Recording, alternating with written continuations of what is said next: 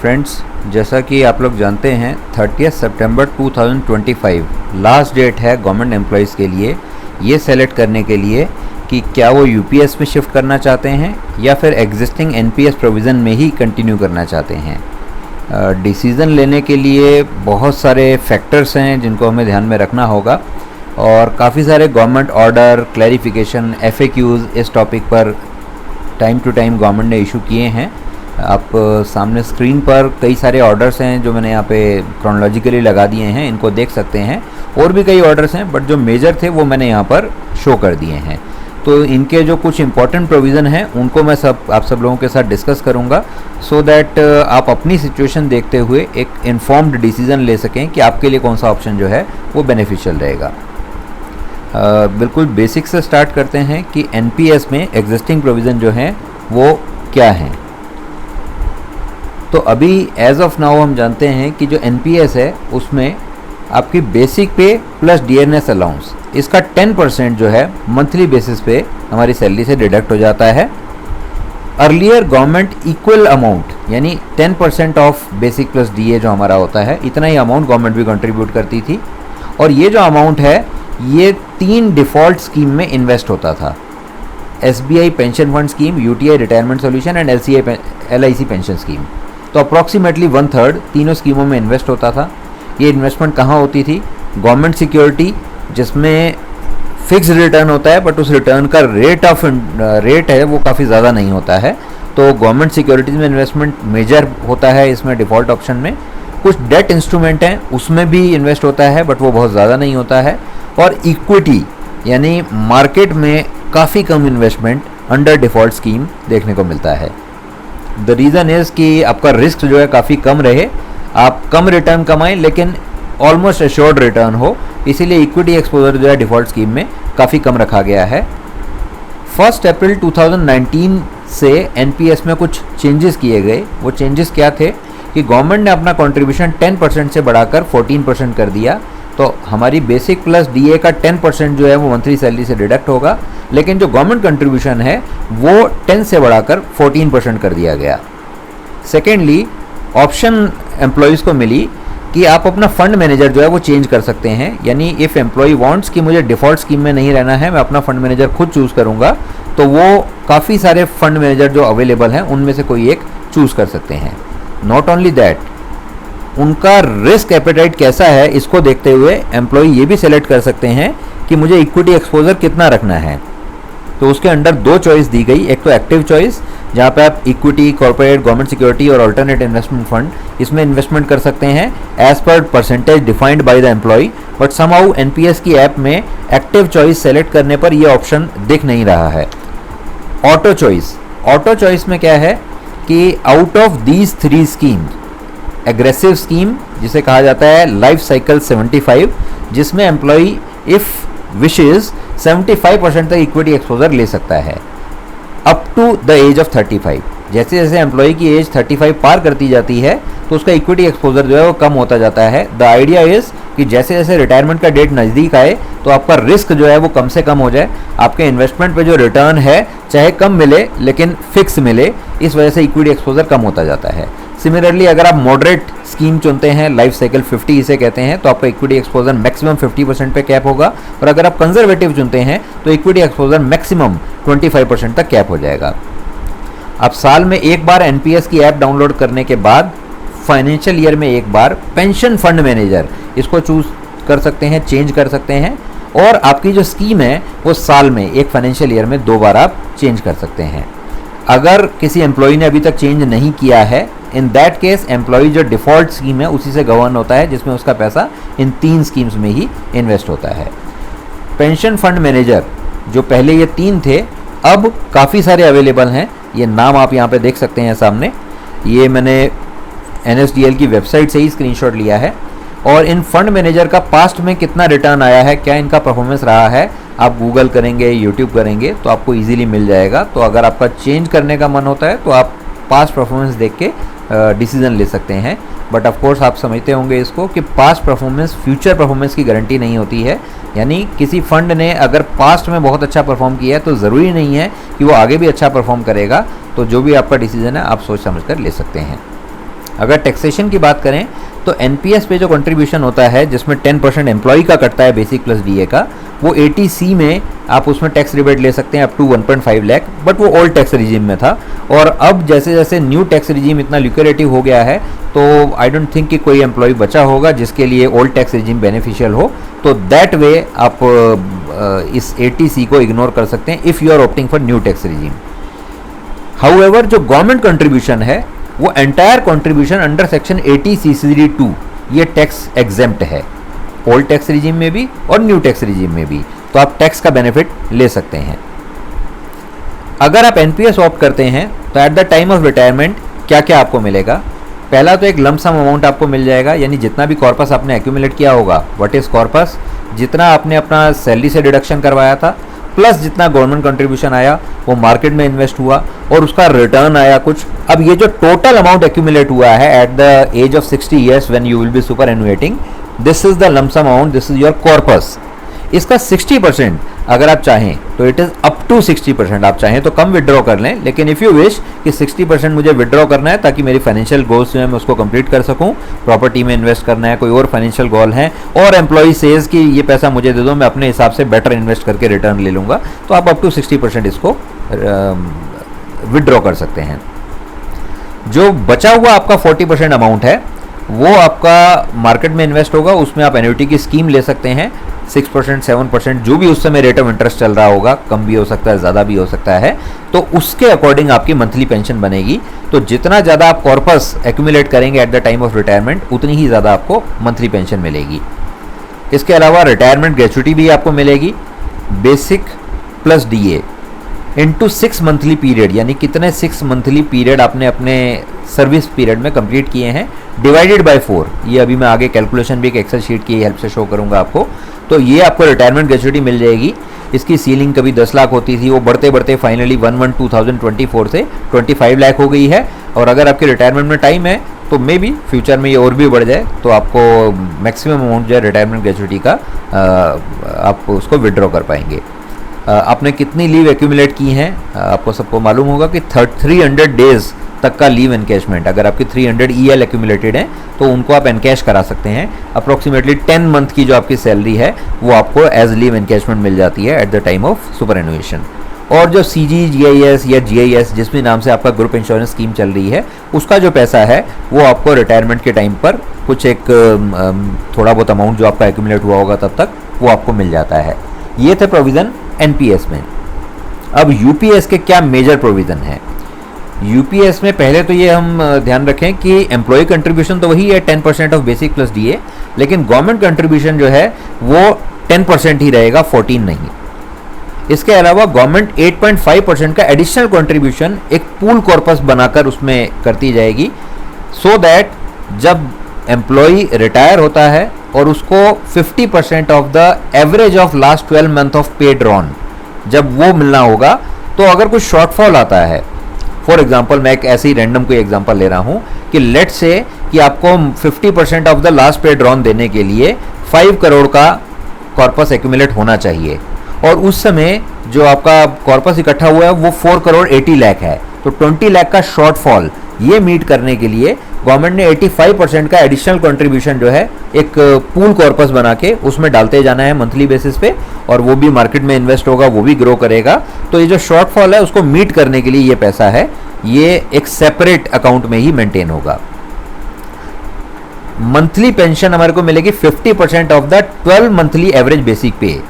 Let's say कि मैं सितंबर 2040 में रिटायर होता हूं, तो सितंबर 2040 से पहले के 12 मंथ उनका जो एवरेज पे है वो आपकी एमोल्यूमेंट्स काउंट होंगी, और उसका 50% ये आपको एज मंथली पेंशन कंटिन्यूसली मिलता रहेगा। आपको मिनिमम 25 इयर्स की क्वालिफाइंग सर्विस कंप्लीट करना ज़रूरी है ये पेंशन लेने के लिए, 50% कंप्लीट पेंशन लेने के लिए। और अगर आपकी क्वालिफाइंग सर्विस 25 इयर्स नहीं है, अब मान लीजिए कोई एम्प्लॉई है जिसकी सर्विस ही 23 इयर्स की हो रही है, तो ठीक है, जितनी भी पेंशन उसको कंप्लीट मिलती सुपर एन्युएशन पे उसको 23 इयर्स के हिसाब से हम प्रोरेटा कैलकुलेट कर लेंगे। कैसे कैलकुलेट करेंगे? मान लीजिए कि मेरी 1 लाख मंथली पेंशन थी eight the time of retirement, अब मुझे उस समय 50,000 की पेंशन मिलना चाहिए थी, लेकिन वो तब जब मेरे 25 ईयर्स की सर्विस कंप्लीट होती। मेरी सर्विस ओनली 23 ईयर्स कंप्लीट हुई है, तो 50,000 इंटू 23/25 इस तरह से हम प्रोरेटा बेसिस पे निकाल लेंगे, तो हमें कितनी मंथली पेंशन मिलेगी वो हमें पता लग जाएगा। तो इसी तरह से 10 से 25 ईयर्स तक जितनी भी आपकी क्वालिफाइंग सर्विस होगी, प्रोरेटा बेसिस पे आपको उतनी मंथली पेंशन मिलेगी। 10 ईयर्स कंप्लीट करना ज़रूरी है, तभी आपको पेंशन मिलेगी। और गवर्नमेंट ने साथ ही साथ ये भी किया है कि 10,000 मिनिमम पेंशन तो मिलेगी ही मिलेगी, यानी अगर आपकी प्रोरेटा पेंशन और जो भी पेंशन बन रही है वो अगर लेस देन 10,000 है समहाउ, तो 10,000 की गारंटी है, इतना तो मिनिमम मिलेगा, provided you have completed 10 years of service. एक जो बहुत इंपॉर्टेंट प्रोविज़न है उसको हम लोग ध्यान से देख लें।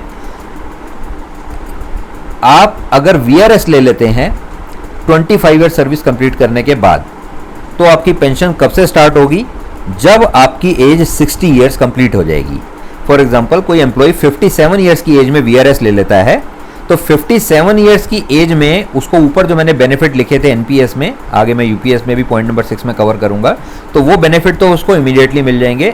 लेकिन जो मंथली पेंशन है वो कब स्टार्ट होगी? 3 साल के बाद, यानी जब एम्प्लॉय 60 ईयर्स की एज अटेन कर लेगा, तो उसको जो मंथली पेंशन है वो मिलना स्टार्ट हो जाएगी।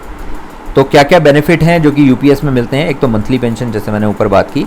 एक लमसम पेमेंट का प्रोविजन इसमें है जो NPS से अलग है। वो क्या है? 1/10 of basic pay plus DA for each 6 monthly period, यानी 6 महीने सर्विस कंप्लीट करने पर बेसिक प्लस DA का 1/10, और you can say 60 month service complete करने पर बेसिक प्लस DA। इसका मतलब 5 साल की सर्विस पे 1 मंथ की सैलरी का जो आपका बेसिक बनता है प्लस DA बनता है, उतना आपको as a lump sum payment UPS में मिल जाएगा। बाकी retirement, gratuity, leave encashment, CG, GS, ये बेनिफिट बिल्कुल वैसे ही हैं जैसे कि NPS में थे। अगर किसी अनफॉर्चुनेट इंसिडेंट में ड्यूरिंग द सर्विस एम्प्लॉय की डेथ हो जाती है, तो जैसा कि NPS में प्रोविज़न है वैसे ही UPS में भी ओल्ड पेंशन स्कीम के बेनिफिट मिलेंगे। इन दैट केस एम्प्लॉय का जो एक्यूमुलेटेड अमाउंट है वो उसके नॉमिनी को वापस मिल जाएगा और वो ओल्ड पेंशन स्कीम में कवर होगा, और नॉमिनी को जैसे ओल्ड पेंशन स्कीम में 30% of the last paid Ron मिला करती थी पेंशन, फैमिली पेंशन, उसी तरह से मिलती रहेगी। मंथली पेंशन NPS और UPS में कितना होगा ये डिपेंड करता है कि आपका कॉर्पस कितना एक्यूमुलेट हुआ है। अभी मैं एक एक्सेल शीट की हेल्प से इसको थोड़ा सा एक्सप्लेन करने की कोशिश करूँगा। अगर कोई एम्प्लॉई डिसाइड कर लेता है कि मुझे NPS से UPS में शिफ्ट करना है, तो उसके लिए ये URL मैंने मेंशन किया है।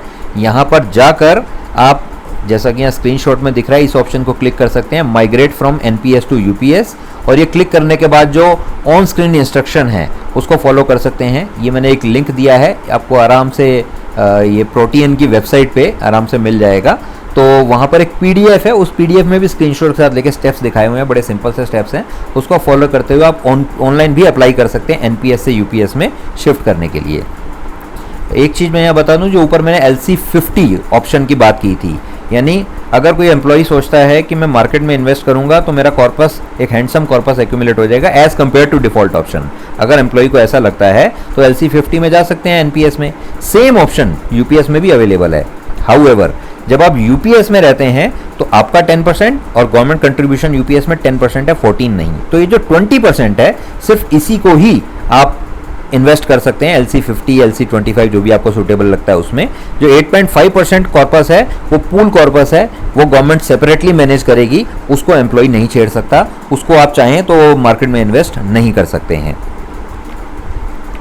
एक चीज़ और, ये टेबल में आप देख सकते हैं कि LC50 जो स्कीम है, इसमें अगर आप कहते हैं कि मुझे 50% मार्केट में इन्वेस्ट करना है तो तभी होगा अगर आपकी एज लेस देन 35 ईयर्स है।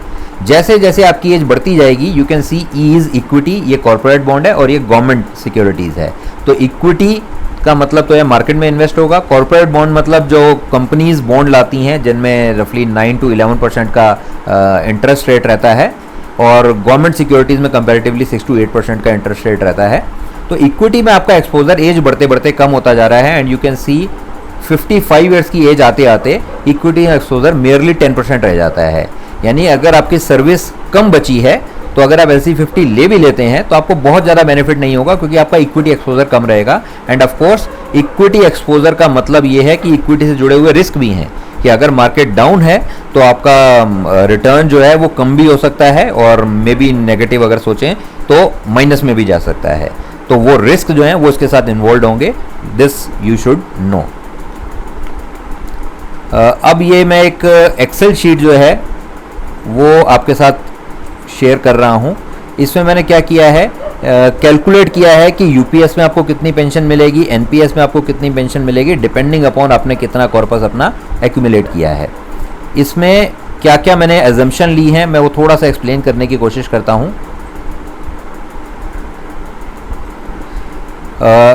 31 दिसंबर 2024 को कितना आपका एक्यूमुलेटेड कॉर्पस है वो मैंने यहाँ रेड में मेंशन कर दिया, लेट्स से 20 लाख। इस 20 लाख पे मैंने ये फॉर्मूला लगाया है कि 8% पर ईयर का ग्रोथ एक्सपेक्ट करते हैं। कब तक? मान लीजिए कि मेरी 21 ईयर्स की सर्विस बची है, तो 21 ईयर्स की सर्विस में हर 6-6 महीने में कंपाउंड करते हुए मैंने कैलकुलेट किया है कि इस 20 लाख की वैल्यू जो है वो 21 ईयर्स के बाद बढ़कर 1,03,85,000 के आसपास हो जाएगी। अब आगे जनवरी 2025 को मान लीजिए कि बेसिक पे जो है 50,000 सॉरी है, इसको आप चेंज भी कर सकते हैं। तो अकॉर्डिंगली मैंने फार्मूले लगा रखे हैं, वो सब अकॉर्डिंगली आगे का जो अमाउंट है वो भी चेंज हो जाएगा। अभी मैं इसको अंडू करके वापस 50,000 का एग्जांपल लेकर एक्सप्लेन करता हूं। तो डीए की जो रेट थी वो 53% थी जनवरी 2025 में, तो ये डीए का अमाउंट आ गया। बेसिक प्लस डीए इन दोनों का मैंने टोटल कर दिया है। अब इस बेसिक प्लस डीए का 10% अमाउंट जो है ये कटता है हमारी सैलरी में से टुवर्ड्स एनपीएस कंट्रीब्यूशन, और अगर यूपीएस लेते हैं तो यूपीएस में भी इतना ही कटता है। एनपीएस में गवर्नमेंट 14% कंट्रीब्यूट करती है, तो वो इतना अमाउंट होता है। इन दोनों का सम कर लें तो ये पैसा जो है ये इन्वेस्ट हो रहा है, और ये मंथली बेसिस था इसलिए मैंने इंटू 6 कर दिया है कि 6 महीने के लिए कितना इन्वेस्ट होगा वो इतना होगा। और फिर से मैंने उसमें 8% कंपाउंडिंग लगाई है 21 ईयर्स के लिए, जितनी मेरी सर्विस उम्मीद करते हैं, एक्सपेक्ट करते हैं कि बची हुई है, तो उसका जो एक्यूमुलेटेड अमाउंट होगा कंपाउंडिंग इफेक्ट के साथ वो इतना होगा 5,72,000। जुलाई 2025 में एज्यूमिंग कि 3% का डीए मिलता है, ये सब एजम्पशन है, मैंने 3% का डीए एज्यूम किया हुआ है कंटिन्यूसली। तो बेसिक पे जो है जुलाई में एक इंक्रीमेंट भी लगता है, तो मैंने एक 3% इंक्रीमेंट का यहाँ फार्मूला लगा दिया है।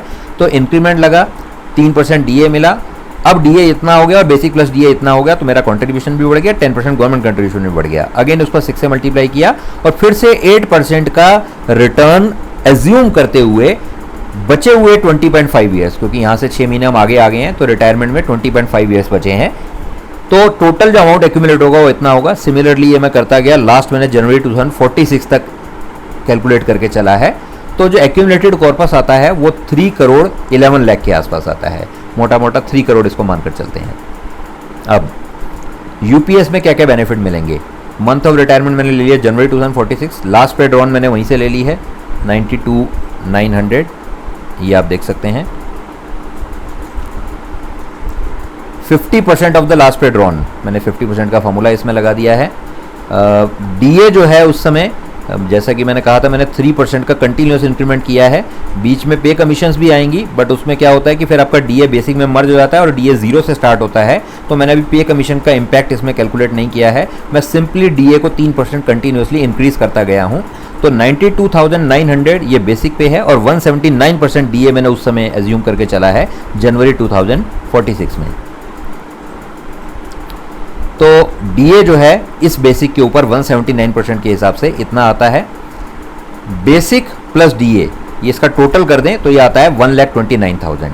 तो अगर आज आपकी जनवरी 2025 में 50,000 सैलरी है तो assuming 3% increment, 3% DA and annual increment on every July, जो बेसिक पे होगी वो बेसिक पे प्लस डीए होगा वो 1,30,000 के आसपास आएगा। तो यूपीएस में क्या क्या बेनिफिट मिलते हैं वो मैंने यहाँ टेबुलेट किए और उसमें फॉर्मूले लगाए हैं। पहला जैसे मैंने पीछे भी शो किया था, that is lump sum payment. तो बेसिक पे प्लस डीए ये है 259,191, इसका 1/10 अगर कर देते हैं तो ये आ जाता है 25,919। सपोज 6 मंथली पीरियड जो एम्प्लॉय ने कंप्लीट किए हैं वो है 60, इसका मतलब मैं मानकर चल रहा हूँ कि उसकी 30 ईयर्स की सर्विस है, तो 1 ईयर यानी 12 मंथ में उसके 2 SMP, 2 6 मंथली पीरियड कंप्लीट होंगे, 30 ईयर्स में 60 कंप्लीट हो जाएंगे। तो 1 टाइम लमसम पेमेंट कैसे मिलेगी? जितना उसका 1/10 ऑफ बेसिक प्लस डीए का अमाउंट आ रहा है इनटू जितने 6 मंथली पीरियड उसने कंप्लीट किए, तो टोटल 15 लाख के आसपास उसको 1 टाइम लमसम पेमेंट मिल जाएगी। रिटायरमेंट ग्रेचुइटी का formula basic plus DA into 6 monthly period जितने उसने कंप्लीट किए डिवाइडेड बाय 4, तो ये अमाउंट आता है 3887 अप्रोक्सीमेटली 39 लाख। और जैसा कि मैंने कहा कि इसमें 25 लाख के आसपास जो है वो अभी सीलिंग है, कल को ये सीलिंग बढ़ भी सकती है, और in that case you can assume कि टोटल अमाउंट जो है ये आपको मिल जाएगा eight the time of retirement. Earn leaves जो एक्यूमुलेट हुई हैं वो हैं 300। तो लीव एनकैशमेंट का अमाउंट मैंने कैलकुलेट किया है, तो जितनी भी आपकी बेसिक प्लस डीए थी इंटू 300 डिवाइड बाई 30, ये टोटल अमाउंट मैंने कैलकुलेट किया है। CGGS मीगर अमाउंट है, वो तो मिनिस्ट्री ऑफ फाइनेंस में डिपार्टमेंट एक्सपेंडिचर की वेबसाइट पे जो टेबल होगी उसके हिसाब से मिलता है। अभी मैंने रैंडम कुछ भी अमाउंट लिख दिया। तो टोटल आपको lump sum, retirement gratuity, leave encashment और CGGS एनकैशमेंट ये सब मिलाकर 81,30,000 इतना अमाउंट आपको इन हैंड मिल जाएगा eight the time of retirement. तो अगर कोई पर्सन VRS ले लेता है, मान लीजिए जैसे मैं पीछे एग्जांपल ले रहा था 57 ईयर्स की एज में, तो उसकी पेंशन तो 60 ईयर्स से स्टार्ट होगी। तो बचे हुए 3 साल उसकी जो अभी तक की सेविंग होगी बैंक्स में या जहां भी उसने इन्वेस्ट किया होगा, प्लस ये जो अमाउंट उसको मिलेगा 81 लाख, इससे काम चलाना होगा। और 60 ईयर्स कंप्लीट करने के बाद उसको मंथली पेंशन स्टार्ट हो जाएगी। अब NPS से कंपेयर करें तो NPS में क्या बेनिफिट पर्सन को मिल रहे हैं। जो कॉर्पस था वो मैंने पीछे जैसा कि दिखाया था, वो 3 करोड़ 11 लाख के आसपास उसका एक्यूमुलेट हुआ है। इसका 60% मैं एज्यूम करता हूँ पर्सन विड्रॉ कर लेता है, अप टू 60 है, बट आई एम एज्यूमिंग कि वो कंप्लीट विड्रॉ कर लेता है। तो बाकी का 40 जो बनता है वो ये बनता है, उससे वो एन्युटी परचेज करता है और जिसका रिटर्न मैंने एज्यूम कर लिया 7%। तो इसका 7% देखें तो ये आता है 8,72,000 एनुअली, और इसको 12 से डिवाइड कर दें तो मंथली पेंशन जो उसको मिलेगी वो 72,000 मिलेगी। तो ये जो उसका कॉर्पस था उसके हिसाब से 72,000 की मंथली पेंशन बन रही है उस पर्सन की, एज अगेंस्ट UPS जहां पर हमने देखा था कि मंथली पेंशन 1,29,000 के करीब बन रही थी। आगे retirement gratuity, leave encashment, CGGS, इसका कैलकुलेशन का सेम ही है, तो उसको दोबारा से एक्सप्लेन करने की ज़रूरत नहीं है। तो 60% अमाउंट जो विड्रॉ किया था 1 करोड़ 86 लाख, और बाकी जो बेनिफिट्स हैं दैट इज़ जो लमसम 60% विड्रॉ किया, रिटायरमेंट ग्रेचुटी, लीव एनकैशमेंट और CGGS, ये सब मिला के पर्सन को 2 करोड़ 52 लाख मिल गए eight the time of retirement. अब UPS में पे कमीशन आएगी तो आपकी पे भी एनहेंस होगी। इन दैट केस आपकी मंथली पेंशन जो है वो भी इंक्रीज होगी, आपकी प्रमोशन होगी तो भी पे इंक्रीज होगी, उससे भी मंथली पेंशन इंक्रीज होगी। वो सब फैक्टर्स हैं जो एम्प्लॉय स्पेसिफिक रहेंगे। तो मैंने यहाँ पे कुछ एक कैलकुलेट किया है कि UPS और NPS में पेंशन का कितना डिफरेंस है। अभी जो मैंने ऊपर एग्जांपल लिया उस केस में 56,000 का आता है, लेकिन ये जो वन टाइम लमसम पेमेंट मिल रही है at the time of retirement उसमें काफ़ी बड़ा डिफरेंस है, 1 करोड़ 71 लाख का। यानी NPS में इतना अमाउंट इन हैंड आपको एक्स्ट्रा मिल जाता है। अब इसको या तो आप FD में इन्वेस्ट कर सकते हैं या फिर आप इक्विटी में इन्वेस्ट कर सकते हैं। अब 50% मैंने बहुत हायर साइड पे ले लिया, मैं इसको थोड़ा कम कर देता हूँ, 10% ले लेता हूँ। तो आप इसको इन्वेस्ट करते हैं तो एनुअल रिटर्न अगर FD में जाएँ तो इतना बनता है, और मार्केट में जाएँ इक्विटी में जाएँ तो इतना बनता है। 12 से डिवाइड करो तो एनुअल रिटर्न मंथली रिटर्न में कन्वर्ट हो जाएगा। तो 1,14,000 की एक्स्ट्रा पेंशन आप एज्यूम कर सकते हैं कि आपको मिल जाएगी। यानी जो शॉर्टफॉल है UPS की कंपैरिजन में वो बहुत अच्छे से मीट हो रहा है अगर आप इवन FD भी कर देते हैं। सीनियर सिटीजन के लिए FD का रेट 7.7% के आसपास, 7.5% के आसपास एज ऑन डेट है।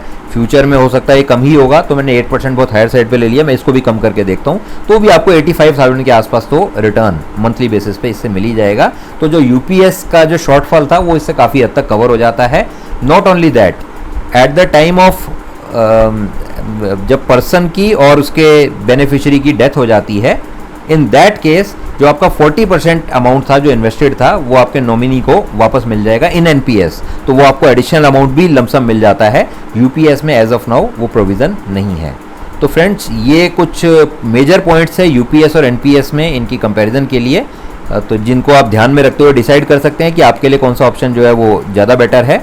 और ये मैंने जो मेन ऑर्डर आए थे ना वो मैंने यहाँ पर मेंशन कर रखे हैं, आप गूगल करेंगे आपको आराम से मिल जाएंगे। और इसमें एक चीज़ बस मैं बता दूँ, एक तो ये वो ऑर्डर है जो कि ये कहता है कि UPS में भी आप OPS में कन्वर्ट कर सकते हैं, मतलब OPS के बेनिफिट ले सकते हैं। अगर एम्प्लॉय की डेथ हो जाती है तो उसकी फैमिली को OPS के हिसाब से बेनिफिट मिलेंगे। तो ये वो ऑर्डर है, मैंने शेयर कर दिया, इसकी डिटेल आप खोलकर इसको पढ़ सकते हैं। ग्रेचुटी भी UPS में मिलेगी, ये भी 18 जून के ऑर्डर में मेंशन स्पेसिफिकली कर दिया गया है। काफ़ी इंपॉर्टेंट ऑर्डर है ये वाला रिसेंट 25 अगस्त का, जिसमें गवर्नमेंट ने वन टाइम स्विच अलाउ किया है। दैट इज़ अगर कोई एम्प्लॉई UPS ऑप्ट कर लेता है और रिटायरमेंट से 1 साल पहले या 3 months prior to the deemed date of retirement in case of voluntary retirement. अगर पर्सन डिसाइड करता है कि जितना मेरा कॉर्पस एक्यूमुलेट हुआ है, मुझे लग रहा है कि मेरे को एनपीएस में ही ज़्यादा बेनिफिट होगा, यूपीएस में नहीं, तो गवर्नमेंट ने स्विच करने का ऑप्शन भी दे दिया है। ये वन टाइम है, तो अगर आप चाहें तो आप स्विच कर सकते हैं। तो आज अगर आप एनपीएस में हैं और आपने यूपीएस ऑप्ट नहीं किया, तो आप यूपीएस में फ्यूचर डेट में शिफ्ट नहीं कर सकते as per existing provisions. However अगर आपने यूपीएस ऑप्ट कर लिया है, तो फ्यूचर डेट पे यानी 59 ईयर्स की एज में, सुपरएनुशन से 1 साल पहले या वॉलंटरी रिटायरमेंट लेने से 3 महीने पहले जो है पर्सन एनपीएस में वापस शिफ्ट कर सकता है। अब अगर आप यूपीएस में थे तो आपका 10% कंट्रीब्यूशन कट रहा था बेसिक प्लस डीए का, और गवर्नमेंट भी 10% डाल रही थी, टोटल हुआ 20%। लेकिन एनपीएस में 10 + 14 24% कट रहा था, तो 4% का क्या होगा वो भी यहाँ पे स्पेसिफाई किया गया है कि जो डिफरेंशियल कंट्रीब्यूशन है 4% वो वर्कआउट होगा और आपके एनपीएस कॉर्पस में eight the time of exit credit कर दिया जाएगा। होपफुली जो गवर्नमेंट ने 8.5% का पूल कॉर्पस बनाया है, उसी में से 4% निकाल के वो आपके मेन कॉर्पस में एक्यूमुलेट कर दिया जाएगा। एक बात ध्यान रखने की है यहाँ पर कि अगर आप LC50 ऑप्ट कर रहे हैं और LC50 ऑप्ट करने के कारण आपका कॉर्पस बेंचमार्क कॉर्पस से ज़्यादा हो जाता है। अगर आप यूपीएस लेते हैं तो किसी ऑर्डर में ये भी मेंशन है कि आपका जो एनुअल स्टेटमेंट उतरता है एनएसडीएल की वेबसाइट पे, उसमें क्लियरली मेंशन होगा कि बेंचमार्क कॉर्पस कितना है और आपका इंडिविजुअल कॉर्पस कितना है। तो आप चेक कर सकते हैं कि आपने जो चॉइस ली है उस चॉइस से आपको बेनिफिट हो रहा है कि नहीं। यानी आपका इंडिविजुअल कॉर्पस अगर बेंचमार्क कॉर्पस से काफ़ी ऊपर जा रहा है, इसका मतलब आपने जो इक्विटी एक्सपोजर का डिसीजन लिया था LC50 चुन के, वो ठीक था। अदरवाइज आप चाहें तो उसको रिव्यू कर सकते हैं। Eight the time of retirement UPS में ये प्रोविजन है कि अगर आपका इंडिविजुअल कॉर्पस बेंचमार्क कॉर्पस से कम है तो पूरी पेंशन लेने के लिए आपको उसे रिप्लेनिश करना होगा। फॉर एग्जांपल, अगर 5 करोड़ आपका कॉर्पस होना चाहिए सो दैट आपको 50% of the assured pension as per UPS provision मिलती रहे, तो 5 करोड़ आपको करना पड़ेगा। अगर आपने डिफॉल्ट स्कीम ली है तो फिर आपको सोचने की ज़रूरत नहीं है, फिर तो गवर्नमेंट देगी ही उसे। हाउएवर अगर आपने अदर कोई स्कीम चुन ली, फॉर एग्जांपल LC50, अब उस LC50 के चुनने के कारण आपका कॉर्पस जो बेंचमार्क कॉर्पस है 5 करोड़ वहां तक नहीं पहुंच पाया, लेट्स से 4 करोड़ 80 लाख तक ही पहुंच पाया। अब क्योंकि ये आपकी चॉइस थी, इसलिए 20 लाख का डिफरेंस आपको देना पड़ेगा in order to receive the full pension as in last pay राउंड का 50%। अदरवाइज प्रोरेटा बेसिस पे कम होकर पेंशन मिलेगी। लाइकवाइज अगर इस चॉइस के कारण जो बेंचमार्क कॉर्पस है उससे ज़्यादा अमाउंट आप अर्न कर लेते हैं, यानी आपका कॉर्पस 5 करोड़ ना होकर 5.5 करोड़ ना होकर 5.5 करोड़ हो गया, तो जो 50 लाख का अमाउंट है वो आपको दे दिया जाएगा, तो वहाँ आपको बेनिफिट भी हो सकता है। तो ये कुछ मेजर प्रोविज़न थे जो वेरियस ऑर्डर के थ्रू नोटिफाई किए गए हैं। एक रीसेंट ऑर्डर अभी 16 सितंबर को भी आया था, ये प्रेस रिलीज़ है। इसमें 2 सितंबर के गजट नोटिफिकेशन का मेंशन है, जिसमें 20 ईयर्स कंप्लीट होने पर भी अगर आप वीआरएस लेते हैं तो आप ऑप्ट कर सकते हैं यूपीएस को। पेंशन जरूर प्रोरेटा बेसिस पे ही मिलेगी, यानी 20 ईयर्स के अकॉर्डिंग ही मिलेगी, क्योंकि पूरी पेंशन लेने के लिए 25 ईयर्स की सर्विस जो है वो कंप्लीट करना ज़रूरी है। तो ये कुछ मेजर पॉइंट्स है जो मैंने डिस्कस किए हैं।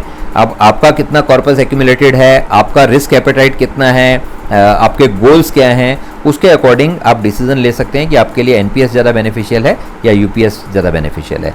Thank you so much.